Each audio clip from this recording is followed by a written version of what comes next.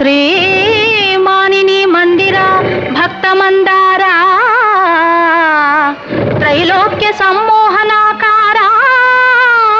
ప్రేమావతార Jagannath లోకాధినాథ